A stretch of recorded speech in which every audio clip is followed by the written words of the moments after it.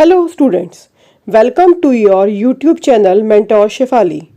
In today's video, we will discuss the important questions of BCA second year 4th semester of Punjab University of subject operating system and Linux. Let's start with question number 1. Our first question is, what do you understand by operating system? Difference between multiprocessing and multitasking system. सबसे पहले हम operating system की definition को देखते हैं. An operating system is a program that act as an interface between the computer user and computer hardware and it also controls the execution of the program. मतलब जो operating system है वो हमारा एक सॉफ्टवेयर है जो कि एक ट्रांसलेटर का काम कर रहा है. आपको मैं एग्जांपल देती हूँ. जैसे एक पर्सन है, उसको इंग्लिश आती है.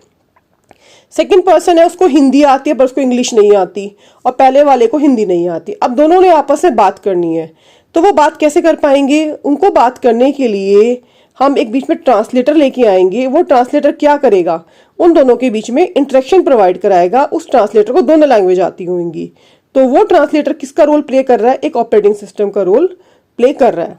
ऑपरेटिंग सिस्टम के इसके अलावा भी बहुत सारे फंक्शंस होते हैं, जैसे कि input output operation, allocation of resources, security and protection, process management, memory management, store management और file management. तो ये कुछ हमारे important functions हैं ऑपरेटिंग सिस्टम के. अगर हम एग्जाम्पल की बात करें तो एग्जाम्पल का ऑपरेटिंग सिस्टम का बनता है Windows, Linux, Android. These all are the example of operating system. अब हम देखते हैं difference between multi processing and multitasking system. This is a diagram of operating system, जहाँ पे बता रखा है कि ऑपरेटिंग सिस्टम कैसे इंटरेक्शन प्रोवाइड करा रहा है यूजर एंड हार्डवेयर के बीच में. आप ये डायग्राम से देख के बड़े इजीली समझ सकते हो. सो मल्टीटास्किंग, सबसे पहले बात करते हैं multitasking. Multitasking means many task.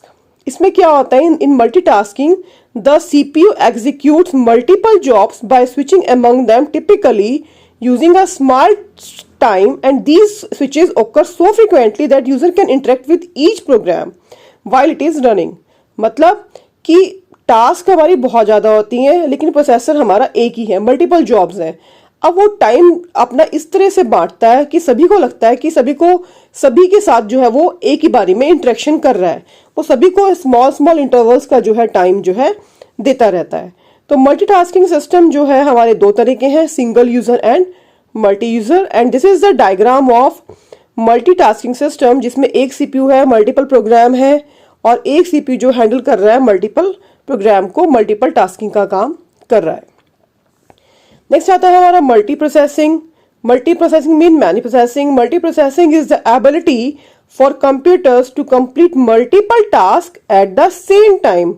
एक ही बारी में मल्टीपल टास्क होंगे जिसमें वेटिंग टाइम नहीं होगा, without having to wait for one task to complete before the next can be started. This is called multiprocessing. अभी हम इसका डिफरेंस देखते हैं. ये डिफरेंस जो है हमारा टेबुलर फॉर्म में है. यहाँ से हम लोगों को ये कॉन्सेप्ट जो है अच्छे से समझ आएगा. तो सबसे पहले हम बात करते हैं मल्टीटास्किंग की. The execution of more than one task simultaneously is known as multitasking. अगर हम बात करें मल्टी प्रोसेसिंग की, the availability of more than one process per system that can execute several set of instruction in parallel is known as multiprocessing. In multitasking, the number of CPU is 1. Multiprocessing के अंदर CPU is more than 1. Multitasking, it takes moderate amount of time. Multiprocessing, it takes less time for job processing. And one by one job is executed at a time in multitasking. And more than one process can be executed at a time in multiprocessing. Multitasking is economical, multiprocessing is less economical. The number of user is more than one in multitasking. The number of user can be one or more than one in multiprocessing. Throughput is moderate in multitasking. Throughput is maximum in multiprocessing. Multitasking, its efficiency in moderate, its efficiency is maximum in multiprocessing. अगर हम types की बात करें तो multitasking हमारा single user multitasking and multi user multitasking, and multiprocessing हमारा symmetric multiprocessing, and second is asymmetric multiprocessing. So this is the difference between multitasking and multiprocessing. Next question आता है हमारा, what is CPU scheduling, describe FCFS and SJF CPU scheduling. तो सबसे पहले हम CPU scheduling को जानते हैं। सीपीयू शेड्यूलिंग होती क्या है? CPU scheduling refers to the switching between processes that are being executed. It forms the basis of multi-programmed system. This switching ensures the CPU utilization is maximum so that computer is more productive. CPU scheduling के अंदर जो है हमारी जो कि CPU की utilisation है वो कंप्लीट होनी चाहिए, प्रॉपर एफिशिएंसी से जो है हमारा CPU यूज होना चाहिए, वो बिल्कुल भी आइडल नहीं होना चाहिए। और जो सीपीयू शेड्यूलिंग है वो हमारी दो तरह की होती है, प्रिमिटिव एंड नॉन प्रिमिटिव। अब इसका सेकंड पार्ट है describe FCFS and SJF CPU scheduling. अब इनको हम वन बाय वन डिस्कस करते हैं। सो this is the type of CPU scheduling, primitive and non primitive. Primitive के अंदर हमारी आ जाती है priority scheduling, shortest remain job first, third one is longest remain job first and round robin. ये हमारी आ जाती है प्रिमिटिव के अंदर, शेड्यूलिंग के अंदर, सीपीयू शेड्यूलिंग के अंदर। सीपीयू शेड्यूलिंग का सेकंड पार्ट था नॉन प्रिमिटिव। नॉन प्रिमिटिव के अंदर हमारे पास आते हैं first come first serve, shortest job first, longest job first and high response ratio next. आज जो हम इस क्वेश्चन में डिस्कस करने लगे हैं वो हम करने लगे हैं एफसीएफएस एंड एसजेएफएस। तो सबसे पहले हम बात करते हैं एफसीएफएस की फुल फॉर्म होती है फर्स्ट कम फर्स्ट सर्व। मतलब पहले जो आएगा उसको पहले जो है एग्जीक्यूट करा जाएगा, मतलब एक क्यू जो है ये बन जाती है। तो हम इसकी डेफिनेशन देखते हैं। FCFS scheduling algorithm automatically executes the cued processes and request in order of their arrival. जैसे अराइवल होती है वैसे ही उनका प्रोसेस शुरू हो जाएगा। It allocates the job that first arrive in the queue to the CPU, then allocate to the second one and so on. तो ये हो गया हमारा first come first serve scheduling. Next आता है हमारा शॉर्टेस्ट जॉब फर्स्ट। अब इसके नाम से पता चल रहा है it's a type of scheduling. इसमें क्या हुआ, जो सबसे छोटा प्रोसेस है, सबसे छोटा नहीं, जिसकी प्रोसेस की जो एग्जीक्यूशन टाइम है कम है, उस प्रोसेस को जो है सबसे पहले एग्जीक्यूट किया जाएगा, उस प्रोसेस के ऊपर सबसे पहले क्यू में डाला जाएगा। देखिए, shortest job first is a type of disk scheduling algorithm in the operating system in which the processor executes the job first that has the smallest execution time. In the shortest job first algorithm, the processes are scheduled according to the burst time of these processes. उनके time के base पे जो है shortest job first के अंदर जो है processes को काम पे किया जाएगा। नेक्स्ट क्वेश्चन आता है हमारा, what do you understand by virtual memory, explain any two replace algorithm with suitable example. अब सबसे पहले हम वर्चुअल मेमोरी की बात करें। वर्चुअल मेमोरी क्या है? Virtual memory is basically area of secondary memory like hard disk and it act like a RAM. होती वो हार्ड डिस्क की मेमोरी है लेकिन वो एक्ट करती है रैम की तरह। So it is a section of a hard disk that setup to emulate the computer's RAM.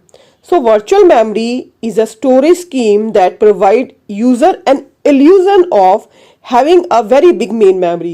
बच्चे वर्चुअल मेमोरी ऐसा illusion प्रोवाइड कर देती है यूजर को कि उसकी मेन मेमोरी जो है बहुत बड़ी है। This is done by treating a part of secondary memory as the main memory. वो सेकेंडरी मेमोरी को यूज करती है शो करने के लिए एक मेन मेमोरी को। In this scheme, user can load the bigger size processes than the available memory by having the illusion that memory is available to the load processes। इससे क्या होता है कि यूजर जो है एक बड़े बड़े प्रोग्राम्स को, प्रोसेस को उस मेन मेमोरी में स्टोर कर सकता है जो कि हमारी छोटी है, लेकिन वर्चुअल मेमोरी ने उसको बड़ा कर दिया है। अगर हम एडवांटेजेस की बात करें वर्चुअल मेमोरी की, तो पहला एडवांटेज हमारा आता है the degree of multi programming will be increased. Second one is user can run large application with less real RAM। RAM कम होने के बाद भी बड़ी बड़ी एप्लीकेशंस को रन किया जा सकता है और हमें फालतू का पैसा रैम के ऊपर स्पेंड नहीं करना पड़ता। तो there is no need to buy more memories RAM. अगर हम डिसएडवांटेज की बात करें वर्चुअल मेमोरी के, the system become slower since swapping takes time, क्योंकि टाइम तो लगेगा अगर जो कि सारा स्वैपिंग का काम चलेगा। It takes more time in switching between applications. Third है हमारा the user will have the lesser hard disk space for its, क्योंकि हार्ड डिस्क का स्पेस जो है कुछ वर्चुअल मेमोरी यूज कर लेगी तो थोड़ा कम रह जाता है हार्ड डिस्क का, पर ये इतना ज़्यादा हम लोगों को इफेक्ट नहीं डालता है। तो this is the mapping diagram, जहाँ पे आप देख सकते हो कि वर्चुअल मेमोरी कैसे मैप करती है हार्ड डिस्क के साथ, जो कि एज अ रैम का जो है रोल प्ले करेगी वर्चुअली।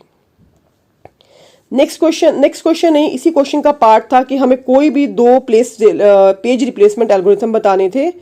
तो जिसके अंदर हम पेज रिप्लेसमेंट एल्गोरिथम जो डिस्कस करने लगे हैं यहाँ पे, वो करने लगे हैं FIFO, that is first in first out, and LRU that is recently used. तो सबसे पहले हम फीफो को देखते हैं। फर्स्ट इन फर्स्ट आउट, जो सबसे पहले आएगा वो सबसे पहले बाहर निकल जाएगा। तो so FIFO algorithm replace the oldest page which has been present for the longest time in the main memory. जो पेज बहुत लंबे टाइम से मेमोरी में पड़ा हुआ था उसको सबसे पहले रिप्लेस किया जाएगा अगर कोई नया पेज बीच में आना चाहता है। आप इस डायग्राम को देखिए जो यहाँ पे दिया हुआ है। यहाँ पे सबसे पहले 0 है, 0 ऐड हो गया, फिर 1 आया, 0 1 ऐड हो गया, फिर 2 आया, 0 1 2 ऐड हो गया। जैसे ही 3 आया तो जो हमारा सबसे पहला पेज कौन सा आया था 0, तो हमने 0 को रिप्लेस करके 3 डाल दिया। उसके बाद 0 आया तो हमने 1 को रिप्लेस कर दिया तो 0 ऐड हो गया। इसी तरह 1 आया तो 2 को रिप्लेस कर दिया, 1 ऐड हो गया। जब 4 आया तो 3 हमारा चल रहा था पुराने वाला, तो हमने 3 को रिप्लेस कर दिया, 4 ऐड हो गया, एंड सो ऑन। मतलब जो सबसे ओल्डेस्ट पेज था उसको हमने which has been present for the longest time in the memory, उसको हमने जो है रिप्लेस किया किसमें, फीफो में। नेक्स्ट आप देखिए LRU की फुल फॉर्म है, ये हमने लिखी हुई है लीस्ट रिसेंटली यूज्ड। जो कम यूज हो रहा है पेज को, हम उसको रिप्लेस करेंगे LRU के अंदर। देखिए इसकी definition, the LRU page replacement algorithm replaces the recently used page in the memory with new page. The LRU page replacement algorithm is based on the assumption that among all the pages in the memory, the least recently page will not be used for a long time. आप इसका diagram भी देखो, इस diagram से भी आप समझ जाओगे कि कैसे जो है पेज रिप्लेसमेंट हो रही है LRU में। नेक्स्ट क्वेश्चन हमारा आ जाता है define deadlock and explain different methods of handling deadlock. Basically deadlock क्या है? Deadlock is a situation where each of the computer process wait for a resources, मतलब वो कंप्यूटर प्रोसेस जो है, कंप्यूटर के प्रोग्राम रिसोर्सेज की वेट करेंगे और वो रिसोर्सेज जो है असाइंड होते हैं किसी और प्रोसेस को, which is being assigned to some another process. इस केस में क्या होता है, अब प्रोसेस ने रिसोर्सेज को होल्ड करके रखा होता है, वो छोड़ता नहीं है, जिसके कारण से क्या होता है, प्रोसेस जो है वेट करते रहते हैं रिसोर्सेज का रिलीज होने के लिए, और वो वेटिंग टाइम खत्म ही नहीं होता, और जिस कारण से जो है हम लोगों की डेडलॉक की कंडीशन अकर हो जाती है। So you can see here in this diagram, process 1 is holding resource 1। Process 1 ने रिसोर्स 1 को होल्ड किया हुआ है, और प्रोसेस 2 ने रिसोर्स 2 को होल्ड किया हुआ है। और प्रोसेस 2 को जो है रिसोर्स 1 चाहिए, पर लेकिन रिसोर्स 1 जो है वो किसको मिला हुआ है, प्रोसेस 1 को मिला हुआ है, और प्रोसेस 1 भी वेट कर रहा है रिसोर्स 2 की। अब इसे क्या हुआ, दोनों ही वेटिंग में चले गए, प्रोसेस 1 भी और प्रोसेस 2 भी, जिस कारण से क्या हुआ, डेडलॉक की कंडीशन जो है अकर हो गई। So this is the graphical representation of the deadlock. तो there are 4 methods of handling deadlock. Deadlock को हम 4 तरीके से मैनेज कर सकते हैं, deadlock avoidance, deadlock prevention, deadline detection, recovery and deadlock ignorance. We can prevent a deadlock by preventing any one of the 4 necessary condition for a deadlock. अगर हम इसमें से किसी भी कंडीशन को प्रिवेंट कर लेते हैं तो हम लोग डेडलॉक से बच सकते हैं। नेक्स्ट क्वेश्चन आता है हमारा, what is Linux, explain any 5 commands of Linux with proper syntax.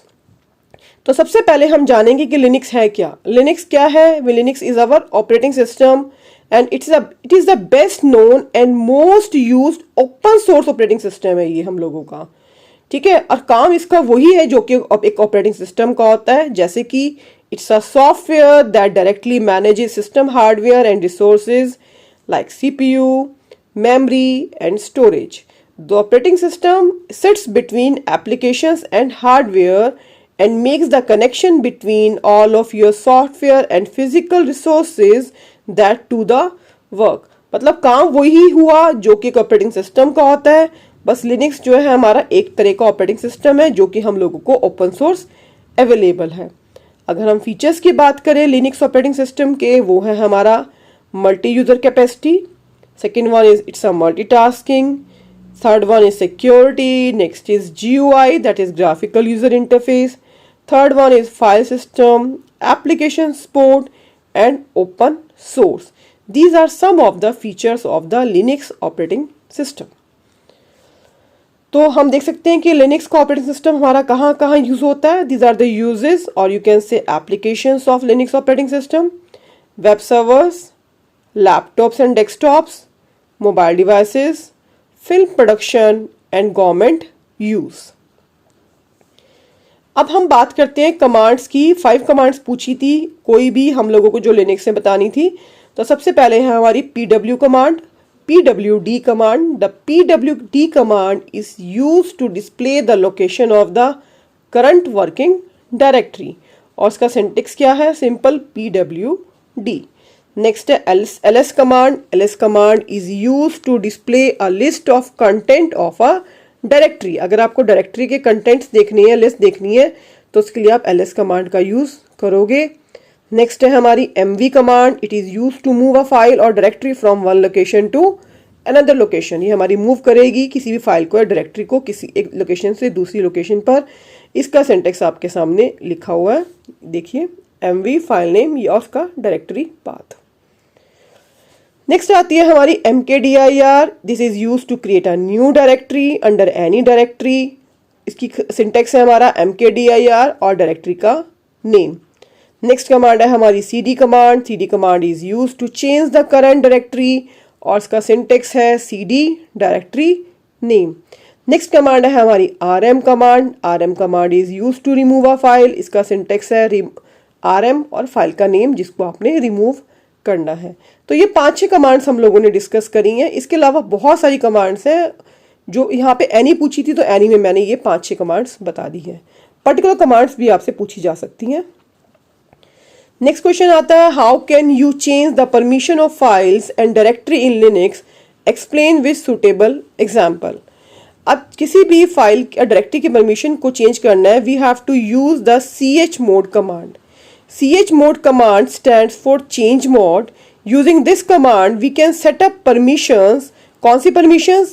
Read, write, execute। ये permissions को हम set कर सकते हैं किसके ऊपर? On file and directory for the owner, group and the world। ठीक है, अगर हमें परमिशन जो है चेंज करनी है फाइल एंड डायरेक्टरीज के लिनक्स में, तो आपको कौन सी कमांड यूज करनी है? chmod and chmod stands for change mode। देखिए मैं कुछ इसके एग्जाम्पल बता रही हूँ। chmod plus rwx then file name. It is use to add permission. chmod minus rwx directory name. It is use to remove permission. chmod plus x file name. It is use to allow executable permissions. chmod minus wx then file name. It is use to take out write and executable permission. तो ये commands जो है हम लोग use करते हैं, permissions जो है यूज करेंगे chmod कमांड से अगर हम चेंज करना चाहते हैं किसी भी फाइल की या डायरेक्टरी की। नेक्स्ट क्वेश्चन आता है, what do you mean by vi direct editor, explain the working of vi editor in detail. vi editor मतलब visual editor and it's a user friendly editor and it is very powerful application in Linux. इसका जो improve version जो vi editor का आजकल आ रहा है that is vim। अब 4 कारण हैं जो हम vi एडिटर जो है इतना पॉपुलर है। पहला है हमारा, it is available in almost all Linux distributions, it is user friendly, it works the same across different platforms and distributions. There are two modes of operations of vEditor. एक होता है हमारा command mode, दूसरा होता है हमारा insert mode. In command mode, actions are taken on the file, and in insert mode, the text will be inserted into the file. तो ये दो तरह के modes of operation हैं जो कि हम vEditor के ऊपर यूज़ करते हैं. नेक्स्ट है हमारा कुछ VI एडिटिंग कमांड्स, जो एक तो बहुत इंपॉर्टेंट बात ये है, VI जो है आपका it's a case sensitive. Make sure you use the command in the correct letter case. आपको पता होना चाहिए कौन सी कमांड आप किस लेटर के अंदर लिख रहे हो. तो below are some of the essential command that we have to use in VI. Number 1 is I is used to insert a correct cursor. A writes after the cursor. This is small a. Capital A writes at the ending of the line. Small o opens a new line. Escape terminates the insert mode. Small u undo the last change. Capital U undo all change of entire line. Capital D delete the content of a line after the cursor. Capital R overwrites character from the cursor onwards. Small r replaces a character. Small s substitutes one character under the cursor and continue to insert. Capital S substitutes a full line and start inserting at the beginning of a line. Double D जो कि small में है दोनों हमारे, it deletes the line. 3 D जो small में है deletes 3 line, and DW deletes a word जो कि हमारा DW भी small letter में है. सो नेक्स्ट क्वेश्चन आता है, what is process, explain various states with diagram. तो सबसे पहले प्रोसेस क्या है, किसी भी प्रोग्राम को जो कि एग्जीक्यूट हो रहा है is called process. Program under execution is called process. Process goes through different states throughout the life cycle which is called process states. Execution के टाइम जो है प्रोसेस डिफरेंट स्टेट्स से जो है पास होता है पूरी लाइफ साइकिल के अंदर. अगर हम स्टेट्स की बात करें, there are 5 types of states. Number 1 is new. The process is being created in new. In running state, in this state the instructions are being executed. Third one is our waiting. The process is in waiting state until an event occurs like input operation, complete or receiving a signal. Third one is fourth one, ready. The process is waiting to be assigned to a processor. अब वो तैयार है आगे assign करने के लिए. Terminated, जहाँ पे हमारी एग्जीक्यूशन जो है फिनिश हो जाएगी. The process has finished execution. So these are the 5 process states throughout the life cycle. तो इसका डायग्राम भी यहाँ दिया हुआ है, आप डायग्राम देख सकते हो. यहाँ पे मैंने 5 स्टेट्स को जो भी आपको बताई हैं वो डायग्राम के थ्रू यहाँ बताई हैं, तो आप इसको डायग्राम के थ्रू भी समझ सकते हो. जहाँ मैंने 5 स्टेट्स को यहाँ पे लिखा है और उनकी वर्किंग भी बताई है, जो अभी भी आपको मैं बता चुकी हूँ. So thank you all, thanks for watching my video.